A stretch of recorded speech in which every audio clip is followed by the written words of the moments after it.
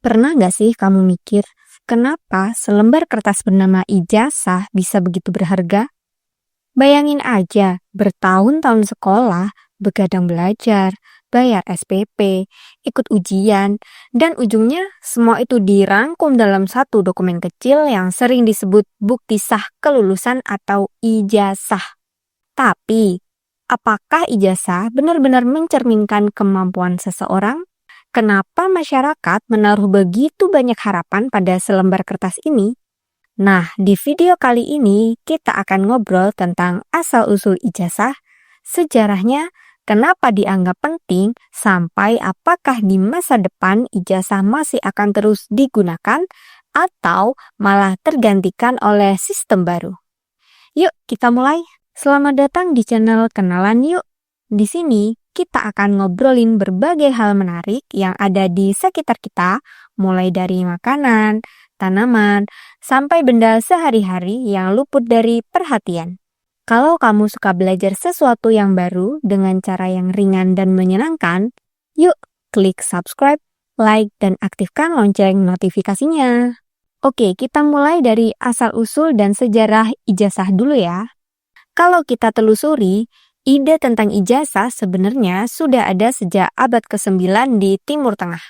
Waktu itu, para ulama dan cendekiawan di dunia Islam menggunakan istilah ijazah yang berarti izin atau otorisasi.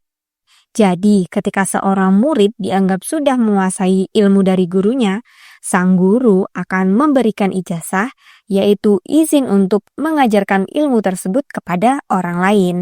Menariknya, ijazah saat itu bukan kertas resmi dari institusi, tapi surat pribadi dari guru ke murid.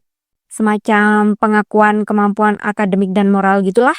Kemudian, sistem ini menyebar ke Eropa lewat hubungan ilmu pengetahuan antara dunia Islam dan Barat. Di abad ke-12, universitas-universitas pertama di Eropa seperti University of Bologna di Italia dan University of Paris di Prancis mulai mengadopsi sistem serupa, tapi dalam bentuk yang lebih formal, degree atau gelar akademik. Nah, dari sinilah lahir konsep diploma atau Certificate of Graduation, yang akhirnya berkembang jadi ijazah seperti yang kita kenal sekarang. Terus kenapa ijazah dianggap penting? Ijazah dianggap penting karena punya 3 fungsi utama: legal, sosial, dan ekonomi. Secara legal, ijazah adalah bukti sah bahwa seseorang sudah menyelesaikan pendidikan formal sesuai standar negara. Secara sosial, ijazah menunjukkan status, entah itu lulusan SMA, sarjana, atau dokter. Dalam masyarakat yang masih sangat menghargai gelar, ini bisa jadi simbol kehormatan loh. Dan secara ekonomi, ijazah adalah tiket untuk masuk ke dunia kerja. Nyatanya, banyak perusahaan yang masih mensyaratkan minimal pendidikan tertentu, misalnya D3 atau S1. Data dari Badan Pusat Statistik (BPS) tahun 2024 menunjukkan bahwa 83,2% perusahaan di Indonesia masih mencantumkan syarat ijazah dalam rekrutmen. Jadi bisa dibilang, tanpa ijazah, peluang seseorang untuk masuk dunia kerja formal memang jauh lebih kecil. Namun, di sisi lain, ketergantungan kita pada ijazah juga menimbulkan dilema yang cukup serius. Nah, kalau mau tahu dilemanya, simak sampai akhir ya. Oke, kita mulai bahas kelebihan dan kekurangan ijazah ya. Kelebihannya jelas, ijazah memberikan standar objektif. Ia membantu perusahaan, lembaga, atau bahkan negara untuk mengukur kemampuan seseorang tanpa harus menguji dari awal. Selain itu, ijazah juga melindungi profesi tertentu. Contohnya, dokter atau arsitek nggak bisa sembarangan praktik tanpa ijazah dan lisensi resmi. Ini penting loh untuk keselamatan publik. Tapi kekurangannya juga besar. Ijazah sering dianggap tolak ukur tunggal. Padahal, kemampuan nyata seseorang nggak selalu tercermin dari nilai akademik loh. Banyak orang yang punya skill luar biasa tapi sulit mendapatkan pekerjaan karena tidak punya ijazah formal. Faktanya, survei dari LinkedIn Global Skill Report tahun 2023 menyebutkan bahwa lebih dari 45% perusahaan di dunia kini mulai memprioritaskan skill dibanding gelar akademik. Artinya, dunia mulai sadar bahwa ijazah penting, tapi bukan segalanya. Di Indonesia, ijazah memiliki nilai hukum yang sangat kuat. Menurut Permendikbud nomor 29 tahun 2014, ijazah adalah dokumen resmi yang dikeluarkan oleh satuan pendidikan sebagai bukti bahwa peserta didik telah lulus dari jenjang tertentu.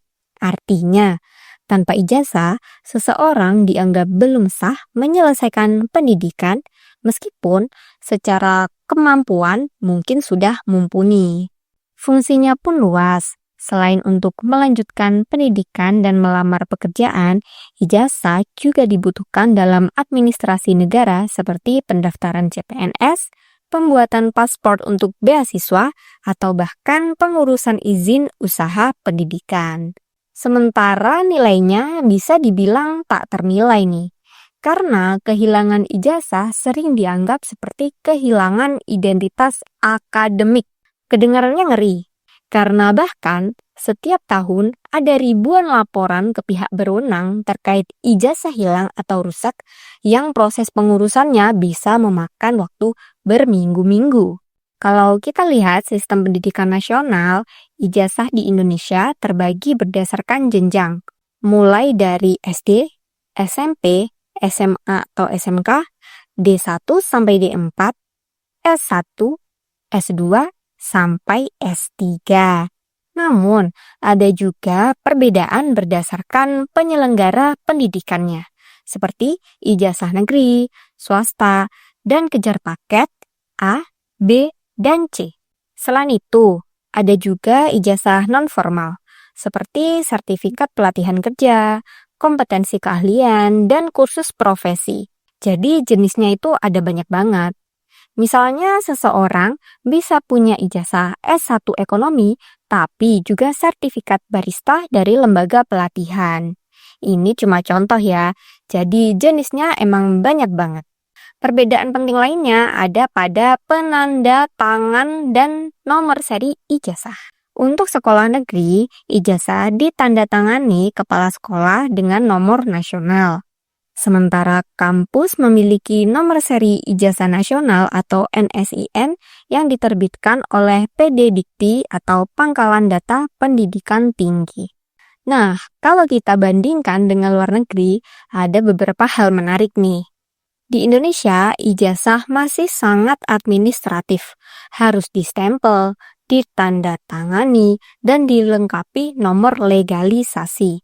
Sementara di banyak negara maju seperti Amerika Serikat, Kanada, dan Australia, ijazah sudah beralih ke sistem digital verification atau blockchain-based certificate. Contohnya, MIT dan Harvard sudah menggunakan teknologi digital credential sejak 2019. Mahasiswa mereka cukup mengirimkan link verifikasi, bukan fotokopi ijazah. Selain itu, di beberapa negara Eropa seperti Finlandia dan Jerman, ijazah bukan satu-satunya syarat kerja. Perusahaan di sana lebih menilai portofolio, apprenticeship, atau pengalaman proyek nyata.